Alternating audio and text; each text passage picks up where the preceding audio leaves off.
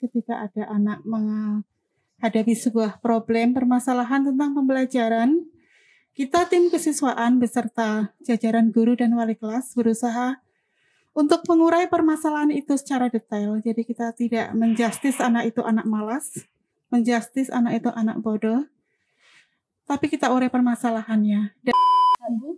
Oke, berkaitan dengan wacana tatap muka, ya secara pribadi saya sangat setuju karena jeritan anak-anak, jeritan masyarakat sudah begitu memilukan. Iya betul Bu. Hampir cuman apa Mbak, pandemi ini ternyata tidak membunuh kreativitas anak-anak. Ya, kreativitas mereka luar biasa dan berhasil memenangkan banyak lomba. Assalamualaikum warahmatullahi wabarakatuh. Selamat datang di podcast Guru Mendengar. Bersama saya Hana Hayunif Ana sebagai host di episode pertama kali ini. Adakah dari kalian yang sudah mengetahui apa itu Guru Mendengar? Guru Mendengar merupakan salah satu program kerja dari MPK atau Musyawarah Perwakilan Kelas SMA Negeri 3 Pekalongan. Yang mana program kerja ini merupakan jembatan antara aspirasi siswa kepada pihak sekolah dan disampaikan secara langsung. Karena situasi dan kondisi yang tidak memungkinkan untuk melaksanakan program kerja ini secara tatap muka, oleh karena itu kita kemas podcast kali ini secara online. Baik, di episode pertama ini kita sudah kedatangan narasumber kita, yaitu Kepala Sekolah Bapak Rozak dan Waka Kesiswaan serta timnya. Bu Suci, Pak Rozak, selamat siang, apa kabar? Alhamdulillah, baik. Sangat luar biasa. Baik. Semoga kabar teman-teman kalian yang di rumah juga sama baiknya dengan narasumber spesial kita ya. Baik Bu, saya sendiri penasaran akan tugas dan wewenang Ibu selama menjabat sebagai Waka Kesiswaan sendiri. Ya, Waka Kesiswaan. Sebenarnya apa sih wewenangnya? Waka Kesiswaan adalah tugas tambahan yang diberikan kepada seorang guru. Ini sebuah tugas tambahan. Di samping tugas utamanya sebagai pengajar. Tugasnya adalah membantu kepala sekolah dalam melaksanakan seluruh program kesiswaan yang ada di SMA Negeri 3 Pekalongan. Iya. Jadi dalam hal ini keberadaan saya di sini adalah sebagai pembantu kepala SMA Negeri 3 Pekalongan. Seperti itu. Iya. Bu Dian, izin menambahkan tugas dan wewenang. Kebetulan saya di tim kesiswaan, jadi tugas kami adalah sama tadi membantu kesiswaan melaksanakan kebijakan dari Pak Kepala Sekolah seperti itu. Baik Bu, sebelumnya kita sudah mengumpulkan beberapa pertanyaan dari teman-teman. Apakah Pak Rozak, Bu Suci, dan Bu Dian sudah siap menjawab pertanyaan-pertanyaan dari teman-teman? Oke, siap. Tapi yang penting bukan menjawab pertanyaan. Sebenarnya yang penting dan fokus saya adalah bagaimana menindaklanjuti pertanyaan baik. di Guru Mendengar ini. Iya, betul sekali. Jadi Bu, Pak, selama pembelajaran daring ini, upaya pihak sekolah menjalankan komunikasi yang baik dengan siswanya, apa saja itu? Oke, saya dulu yang menjawab. Oh iya Bu, silakan. Berkaitan dengan upaya komunikasi sudah kami lakukan walaupun kondisi pandemi, kita memang sulit untuk bertemu, untuk bertatap muka, namun berbagai upaya sudah kami mencoba melakukannya. Salah satunya kita sering sharing dengan wali kelas, dengan guru pengajar tentang permasalahan-permasalahan yang dihadapi oleh murid kita. Karena pada saat pandemi seperti ini, pembelajaran seperti ini, wali kelas adalah ujung tombak komunikasi antara sekolah dengan murid. Jadi peran serta wali kelas sangat luar biasa, berbeda dengan masa sebelum pandemi. Saya sampaikan terima kasih yang sebesar-besarnya kepada teman-teman, Bapak dan Ibu wali kelas yang sudah bekerja sama selama ini untuk membimbing anak-anak kita. Jadi informasi apapun akan berujung ke wali kelas, kemudian akan disampaikan kepada siswa kita. Begitu juga sebaliknya, siswa biasanya mengeluhnya kepada wali kelas. Nanti kita akan proses. apa permasalahan-permasalahan yang ada, informasi-informasi apa yang perlu disampaikan, yang perlu dimengerti. Karena kita terpisah jarak dan waktu. Ini sangat-sangat sulit. Tapi apapun itu, kita tetap berupaya bahwa komunikasi adalah hal yang utama untuk menjembatani proses pembelajaran yang ada di SMA Negeri 3 Pekalongan ini. Pak Razak ingin menanggapi? Saya apresiasi dan sangat menghargai pertanyaan itu, karena sesungguhnya pertanyaan komunikasi ini adalah komunikasi itu menjadi sumber permasalahan ketika kita pandemi. Semuanya ya kira ya, apalagi di dunia pendidikan.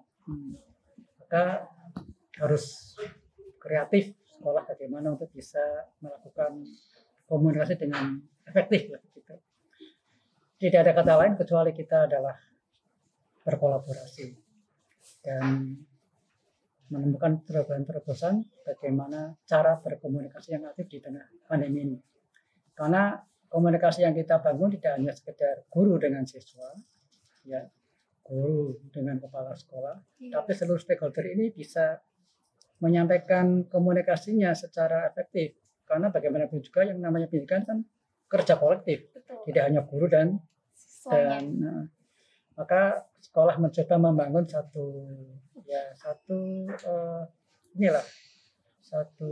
cara membangun komunitas itu. Tadi dikatakan oleh Bu Suci memberdayakan wali kelas. Karena wali kelas menurut beliau adalah merupakan ujung tombak begitu. Walaupun sesungguhnya kita bisa memberdayakan yang lain, tidak hanya sekedar wali kelas. Jadi saya kira itu kita sudah membangun komunikasi dengan memberdayakan semua komponen sekolah. Kemudian kita juga menggunakan tool begitu ya. Saat ini kan lagi senangnya daring-daring begitu ya. Walaupun kami sadari bahwa komunikasi yang kita bangun ini belum optimal lah. Makanya podcast ini membuka ruang kita untuk bisa menyelesaikan masalah komunikasi kita yang saat ini barangkali belum selancar apa yang kita harapkan. Terima kasih, saya apresiasi. Bu Dian ingin menanggapi pertanyaan tersebut? Yang disampaikan Pak Rozak dan Bu Suci itu sudah mewakili, artinya sekolah sudah menyampaikan komunikasi melalui, kalau dari kesiswaan itu melalui wali kelas, kemudian bekerja sama juga wali kelas dengan BK atau bimbingan konseling, sehingga komunikasi itu bisa tersampaikan kepada anak-anak dan pembelajaran jarak jauh bisa dilaksanakan dengan baik seperti itu. Jadi teman-teman, intinya peran wali kelas merupakan peran paling penting di masa pandemi ini untuk menjalin komunikasi yang baik dengan siswanya. Betul begitu Bu, Pak? Iya, betul. Kemudian masalah kegiatan, adakah kegiatan organisasi atau ekstrakurikuler yang masih beroperasi selama pembelajaran daring ini, Pak, Bu? Saya dulu. Iya. Oke, berkaitan dengan kegiatan organisasi, secara aturan memang kita dilarang berkumpul. Namun kita tidak bisa tanpa kegiatan sama sekali. Betul. Nyatanya kehidupan sekolah ini juga bergantung pada kegiatan-kegiatan yang kita laksanakan. Tuntutan kita untuk anak-anak bisa mengaktualisasikan diri begitu luar biasa, begitu hebat. Kita tidak mampu membendungnya. Jadi selama ini kita mencoba memilah kegiatan-kegiatan apa saja yang bisa kita lakukan secara daring, kegiatan ekstrakurikuler, kegiatan keorganisasian yang bisa dilaksanakan secara online akan kita laksanakan secara online. Namun ada sebuah karakteristik kegiatan tertentu yang memang tidak bisa dilakukan secara online. Iya. Nah, untuk yang seperti itu memang tentu saja dengan seizin kepala sekolah kita lakukan secara offline. Namun dengan tetap mengedepankan protokol kesehatan agar anak-anak aman, Bapak Ibu guru pembina juga aman. Seperti itu. Pak Razak ingin menanggapi? Dengan apa yang disampaikan oleh Bu Suci, selaku Waka Kesiswaan, tadi sudah tepat bahwa sebenarnya yang namanya kegiatan tatap muka oleh regulasi ini dilarang dilakukan. Pemahaman tatap muka di sini tidak hanya sekedar kegiatan intrakurikuler KBM biasa, tapi juga meliputi seluruh kegiatan yang ada di sekolah, termasuk adalah kegiatan ekstrakurikuler, organisasi, kesiswaan, begitu. Itu sebenarnya dilarang. Namun ada satu pertimbangan yang perlu kita perhatikan, ya, bahwa kegiatan di sekolah itu memang dalam kondisi seperti ini kita serba dilema lah. Di satu sisi kita akan melaksanakan kegiatan yang semestinya dilakukan, di satu sisi kita juga perhatian kepada keselamatan dan kesehatan seluruh warga sekolah. Maka kita memilah urgent. Ketika kegiatan kesiswaan itu memang urgennya begitu tinggi, oke lah, kita agak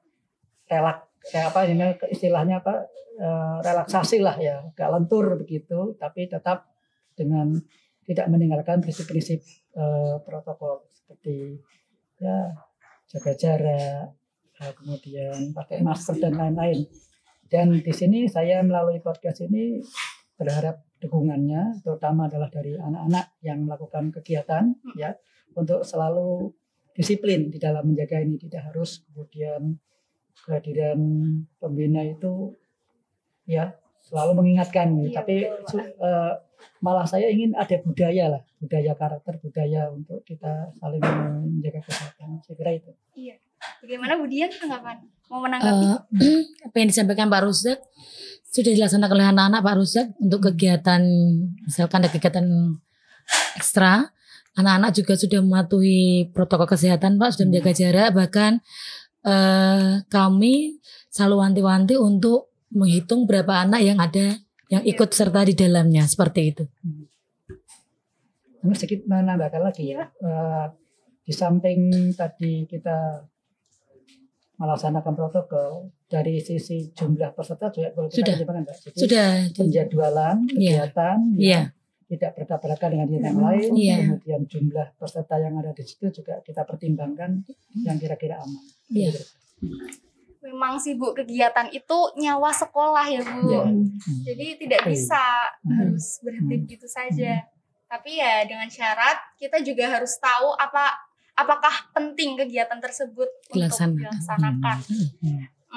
Ngomong-ngomong mengenai tatap muka di bulan Juli ini, bagaimana tanggapan sekolah tentang hal itu? Langsung aja ya.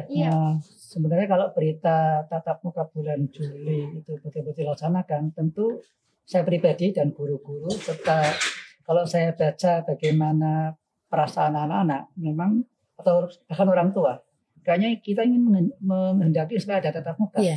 Nah, sehingga sejak lama memang sekolah menyiapkan tatap muka itu dari pembenahan infrastruktur, sarana prasarana, ya, kemudian semacam tata cara atau inilah kalau standar pola kegiatannya ya, misalnya dari masuk bagaimana, ya ketika masuk dari sekolah itu harus bagaimana, ketika berada di halaman bagaimana, ketika saat istirahat bagaimana, ini sudah kita atur. Namun saya juga menyadari bahwa barangkali itu menjadi persoalan kita bersama, tidak hanya sekedar sekolah saja, lalu ada semacam dukungan dari semua yang ada lah kira-kira untuk bisa melaksanakan tatap muka dengan efektif. Memang kita akan kembali kepada new normal istilahnya ya, gitu. Sebagaimana kehidupan yang lain. Saat ini pun kalau kita lihat kehidupan tetap berjalan, tidak hanya pendidikan, tapi toh ada aturan-aturan ya, ada batasan-batasan sehingga kita sama-sama bertanggung jawab untuk mengatasi pandemi ini. Di pandemi ini memang butuh dukungan dari seluruh rakyat, termasuk apalagi kita sebagai warga sekolah harus menjadi ujungnya, harus menjadi pendukung yang bisa mengedukasi masyarakat. Jangan malah kita diedukasi oleh masyarakat, kita yang harus mengedukasi mereka. persiapan dari pihak sekolah juga harus matang ya Pak mengenai hal tersebut. Oh, tentu. Nah, tentu. Sebagaimana yang sudah kita siapkan, kita sudah berupaya untuk membuat video simulasi begitu. Dan dari video simulasi itu, mari kita coba kritisi kira-kira mana bagian-bagian yang perlu kita benahi. Bu Suci dan Bu Dian ingin menanggapi hal Bu? Oke, berkaitan dengan wacana tatap muka, Iya betul. ya secara pribadi saya sangat setuju karena jeritan anak-anak, jeritan masyarakat sudah begitu memilukan. Iya betul Bu. Hampir rasanya kita tak sanggup untuk mendengarnya. Saya sendiri adalah orang tua. Saya kritis sekali. Saya adalah ibu dari anak-anak. Saya juga guru dari mereka. Hal itu, rasa itu terakumulasi pada diri saya. Jadi paham banget dari sudut manapun, memang kita membutuhkan tatap muka. Namun harus kita perhatikan lagi bahwa keselamatan kita adalah yang utama. Jadi saya berharap banyak kepada anak-anak, dengan kondisi ini terbentuklah sebuah karakter disiplin, karakter menghargai diri sendiri, karakter mensyukuri kehidupan kita, kesehatan kita, karakter mensyukuri apa yang Allah berikan kepada kita. Jadi mudah-mudahan pandemi ini bukan hanya membawa petaka bagi kita, tapi juga manfaat untuk kita semua. Kita juga harus berpikir positif selama pandemi ini teman-teman. Kita harus mengambil manfaat dan hikmahnya. Jadi Bu, sementara ini bagaimana Bu pelaksanaan lomba-lomba? Apakah masih ikut atau bagaimana? Selama ini lomba tetap berjalan karena bagaimanapun juga lomba adalah salah satu ajang aktualisasi diri kita, ajang mempromosikan sekolah di dunia luar. SMA 3 tetap berjalan kok, tetap eksis. Pandemi ini tidak akan merenggut keberadaan kita gitu. Jadi lomba-lomba itu tetap kita ikuti dan rata-rata bentuk perubahan lombanya ini yang berubah, Mbak. Jadi mereka yang mengadakan lomba itu biasanya juga sudah memperhatikan bahwa lomba ini bisa diikuti melalui daring atau online gitu. Jadi sudah dikemas sedemikian rupa. Hanya memang ada beberapa lomba yang tidak bisa didaringkan. Kembali lagi kita lihat urgent atau tidak. Kemudian bahaya tidak untuk anak bisa patuh enggak kepada protokol yang syarat-syarat yang kita berikan, baru kemudian kita izinkan. Namun selama ini tetap berjalan. Bagaimana tanggapan Bu Dian, Bu? Untuk lomba, sama seperti Suci, lomba merupakan bagian dari aktualisasi setiap anak. Artinya setiap anak boleh, misalkan mereka ikut lomba, dia akan semakin meningkatkan potensi yang dia miliki. Betul, Bu. Tapi sekali lagi diingat, tidak semua lomba sebenarnya harus diikuti. Kita lihat dulu kemampuan anak tersebut. Kemudian lomba di masa pandemi mungkin bisa dipilah-pilah. Oh ya, kegiatannya lombanya daring atau online. Tapi tidak serta-merta online. Oke lah, lombanya dikirimnya via online.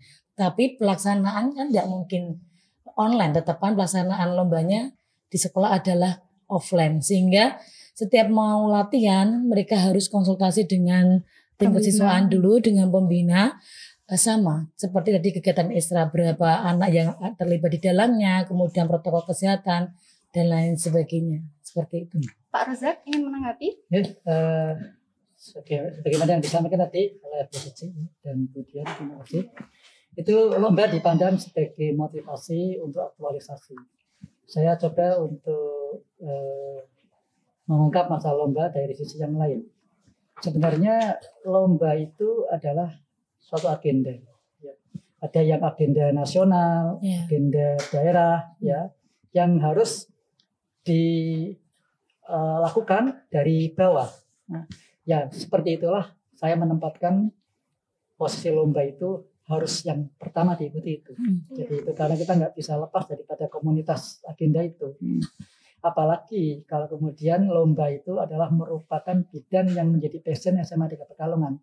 Itu adalah peluang yang sangat baik untuk bagaimana menaikkan citra SMA 3 Pekalongan. Inilah yang di musim pandemi ini menempati urutan pertama. Kemudian yang kedua adalah pertimbangan tadi yang disampaikan Bu Suci, bahwa lomba itu dari persiapan kemudian sampai pada pelaksanaannya menggunakan cara-cara yang soft atau aman dari pengaruh pandemi, tadi dengan daring begitu ya, dengan daring gitu. Nah, kemudian merespon lomba-lomba yang sama sekali tidak bisa dilakukan dengan daring, ya. Sekali lagi saya juga menggunakan parameter yang lain, ya. Misalnya gini, lomba itu pelaksanaannya bagaimana? Apakah dari sisi panitia sana itu nanti bisa mengcover keselamatan? Kalau dari situ saya mengukur bahwa pelaksana dari panitia pelaksana itu saya pertimbangkan kok kayaknya pelaksanaannya aman, saya ikuti. Tapi ketika itu tidak begitu. Nah, ini saya gali satu langsung dari informasi lomba itu, kemudian saya gali juga dari calon peserta SMA di Kota Pekalongan. Jadi saya yang bertanya, dan sekaligus saya membangkitkan spirit fighting mereka untuk mengikuti sebuah lomba. Jangan sampai lomba itu hanya diikuti kita sebagai partisipasi toh, tapi harus menang. Bahkan ketika saya berkomunikasi dengan komunitas ekstrakurikuler, kamu harus menang. Kalau nggak menang percuma ikut. Atau kalau kamu nanti tidak membawa juara, saya bunuh begitu. Nah, itu makan semangat. Nggak percuma, kita sudah demikian mengorbankan ya musim pandemi kayak gini, tiba-tiba hanya bahasa saya acak-acak lah begitu. Iya. Maka ini perlu dukungan ya. Oke. Kira-kira ada nggak Pak Bu lomba yang pernah dimenangkan di masa pandemi ini? Oke, saya coba jawab. Subhanallah Mbak, pandemi ini ternyata tidak membunuh kreativitas anak-anak. Ya, kreativitas mereka luar biasa dan berhasil memenangkan banyak lomba. Di antaranya oleh ekstrakurikuler Ganesha Art. Oh iya. Ini sampai sekitar 20-an ya, 20-an lebih memenangkan lomba. Kemudian juga oleh teman kita di bidang akademik, ada di OSN ya Pak ya. Ya, si Amrudin, juga ada Karawitan, ada juga di Popda kita berhasil menaikkan bendera SMA 3 di kejuaraan umum Popda tahun ini. Jadi mereka tetap luar biasa. Iya, betul. Dan mereka tetap berkarya untuk SMA 3. Di momen ini juga saya selaku Wakil Kesiswaan mengucapkan terima kasih kepada anak-anak yang sudah berjuang untuk SMA 3. Terima kasih untuk semuanya. Tepuk tangan untuk kalian semua. Kemudian Bu, memang sih Bu, lomba itu menyangkut reputasi sekolah. Jadi ya kita harus tetap ada dan ikut serta. Kemudian ada nggak Bu problem-problem waktu sekolah online? Problem waktu sekolah online. Problem muncul luar biasa Mbak karena kebiasaan yang berbeda. Secara garis besar, problem yang sering kita hadapi adalah mengenai anak tidak mengikuti pembelajaran. Masih banyak lagi yang lainnya. Namun kita harus analisis dulu, kita inventaris dulu kenapa anak melakukan itu. Jadi ada beberapa anak yang ternyata memang karakternya yang perlu dibangun. Ada juga karena kondisi ekonomi anak itu sehingga sang anak sulit untuk mengikuti pembelajaran. Ada juga karena perubahan begitu drastis, begitu cepat dari offline ke online. Ternyata mereka tidak siap skill IT-nya, jadi mereka juga agak kesulitan. Dan rata-rata anak yang bermasalah setelah kita analisis background keluarganya Mbak, itu seperti apa. Jadi ketika ada anak menghadapi sebuah problem, permasalahan tentang pembelajaran, kita tim kesiswaan beserta jajaran guru dan wali kelas berusaha untuk mengurai permasalahan itu secara detail. Jadi kita tidak menjustis anak itu anak malas, menjustis anak itu anak bodoh. tapi kita urai permasalahannya, dan disitulah kita akan pilih bantuan apa yang tepat untuk mereka gitu. Kita akan tetap menjalankan persuasif pada anak, kita akan melakukan pendekatan, dan di era pandemi ini kita sama sekali tidak menerapkan sistem punishment, tidak ada hukuman sama sekali untuk mereka, karena psikologis mereka sudah begitu parah, Mbak. Sementara guru pun dalam kondisi yang relatif tidak beda gitu. Jadi kita harus bisa pahami. Toh kita lebih tua, toh kita lebih dewasa. Bagaimana yang menghadapi anak-anak? Jadi jangan tuntut terlalu tinggi keadaan anak itu. Seperti itu, Mbak. Iya, betul sekali, Bu. Sebenarnya guru semaga itu nggak ada yang namanya labeling, teman-teman. Malah guru-guru itu mereka memberi solusi bagi mereka yang berkendala. Oleh karena itu, marilah kita saling Menguatkan. Iya, betul, menguatkan satu sama lain, menjalin komunikasi yang baik antara sesama pihak sekolah. Kemudian apa aja, Bu, platform pembelajaran yang digunakan? Ini saya potong nih pertanyaannya kepada Bu Suci ini. Tadi kan inti pertanyaannya masalah online ya. Iya, kendala. Masalah online di kendala online. Sebenarnya dari awal kan Bu Suci memang ngurusi bidang kesiswaan. Kalau pembelajaran itu sebenarnya kan nanti kita punya segmen sendiri ya kurikulum. Tapi yang saya disampaikan oleh Bu Suci itu sudah bagus lah begitu. Namun nanti akan sangat menarik ketika nanti yang hadir itu adalah kurikulum bersama tim kurikulum IT-nya. Tim yang memang sehari-hari menghadapi masalah kegiatan pembelajaran online ini. Dan lewat podcast ini saya sampaikan kepada anak-anak ya, apapun yang menjadi masalah komunikasikan dengan baik ya. SMA 3 boleh melalui wali kelas tadi ya. Kalau emang wali kelas tidak efektif dengan guru tertentu yang kira-kira bisa mencurahkan segala, atau langsung kepada saya langsung enggak apa-apa begitu, sehingga saya tahu persis apa yang dihadapi. Jangan sampai karena kita miskomunikasi ya terjadi prasangka ya, walaupun memang saya akui seluruh piranti dan sistem yang kita bangun belum bisa menyentuh semua harapan ya. Tapi setidaknya dengan komunikasi seperti ini kan, oh saya tahu, oh ini loh ternyata masalahnya ini yang bisa jadi tidak pernah terbayangkan oleh kita begitu. Jadi sekali lagi melalui forum podcast ini ya, sekiranya kalian berkomunikasi sulit dengan siapapun, tadi walaupun tadi sudah kita bangun sistem dengan wali kelas, tapi bisa jadi kan peluang untuk bicara dengan wali kelas ada batasan-batasan yang silakan datang ke ruang saya begitu, dan setiap saat saya pasti ada di ruang untuk bisa menangani. Iya, kemudian Pak, untuk platform pembelajaran daring itu gimana ya? Ya. Oke, saya tahu pertanyaan itu. Iya, Nah, sebenarnya tadi sudah saya awali bahwa sebenarnya platform ini nanti yang lebih menjawab itu khusus di segmen kurikulum ya. Iya. Tapi bolehlah kalau ini pertanyaan harus ini sebagai jawaban pembuka saja ya. Iya. Memang dari awal karena ini pandemi ini tidak kita rencanakan, tiba-tiba saja di awal kita bingung melakukan kegiatan PJJ daring begitu ya. Platformnya belum ada. Kemudian saya mencoba untuk membangun sebuah platform, walaupun memang kendalanya sangat luar biasa. Kendalanya itu tidak hanya dihadapi oleh anak, guru pun juga menghadapi masalah. Jadi kita sudah gunakan platform dulu Semaga Smart begitu. Sekali lagi saya sampaikan bahwa setiap kita mencoba pasti ada kegagalan dan kendala-kendala.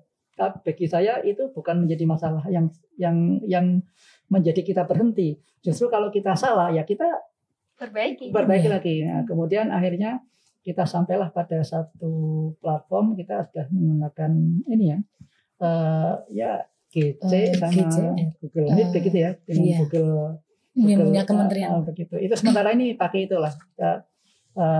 Dan saya ikut juga di kelas itu sehingga saya bisa mengontrol. Sementara itu. Iya, Pak. Terima kasih Pak tanggapannya. Okay. Untuk Bu Suci dan Bu Dian, adakah saran untuk anak-anak yang memiliki problem? Oke, silakan Bu Dian dulu. Mungkin saya tidak mendominasi, tapi silakan Bu Dian. Ya, ini sebuah kejadian, bukan saya mengarang. seandainya anak-anak itu dengan platform yang kita bangun ada masalah-masalah, tolonglah kita selesaikan dengan baik. Jangan seperti kemarin. Maaf nih, ada beberapa anak karena jengkel dengan mungkin tugas begitu banyak yang diserang malah sistemnya dan kerjasama dengan kelompok hacker-hacker gitu sehingga jadi mungkin anak-anak nggak tahu kalau kalau platform kita juga diserang dan anehnya penyerang itu juga ada unsur internal gitu loh inilah. Tapi ini menjadi catatan kita. Mungkin barangkali perlakuan guru terhadap anak mungkin belum proporsional. Mungkin dianggap oleh anak terlalu dan sehingga anak menampilkan kejadian seperti itu. Saya kira itu kita kerjasama. Iya, betul. Silakan Bu Dian. Kalau yang memiliki masalah, tadi Pak Rusek kerjasama itu yang utama ya Pak, dan komunikasi. Misal, yang pasti lagi kalau misalkan punya kesulitan, Bapak dan Ibu guru dan wali kelas biasanya kan chat pribadi ke anak. Itu tolong direspon baik. Bukan berarti seolah-olah, maaf ya, berisik sekali sih dan sebagainya. Sebenarnya niat mereka adalah menolong agar anak-anak tidak kececer. Artinya kececer itu misalkan ada tugas gak bertumpuk dan bertumpuk. Kalau misalkan memiliki kesulitan yang lain, misalkan media handphonenya atau Androidnya, ke sekolah dulu komunikasi dengan wali kelas, kemudian wali kelas bisa dengan kesiswaan ya Bu ya, dengan pihak sekolah agar ada solusinya. Misal di rumah sinyalnya susah dan lain sebagainya, nanti kan kita bisa tahu apa aja sih kendala yang mungkin tidak mendukung kegiatan PJJ. Dan satu lagi, anak-anak, saya tahu tidak ada yang, kalian tidak wajib, artinya kalau sekolah offline harus bangun pagi, pakai seragam, harus jalan dari rumah ke sekolah.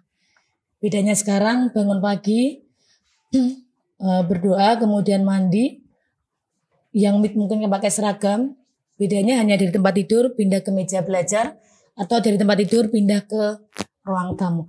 Yang harus dilakukan adalah niat. Artinya bayangkan itu juga pergi ke sekolah. Itu yang harus dibangun untuk anak-anak. Saya tahu anak-anak mulai bosan. Saya tahu anak-anak mulai jenuh. Tidak aja anak-anak saja. Bapak ibu mereka pun di rumah mungkin juga merasa kapan sih sekolah dimulai dan lain sebagainya.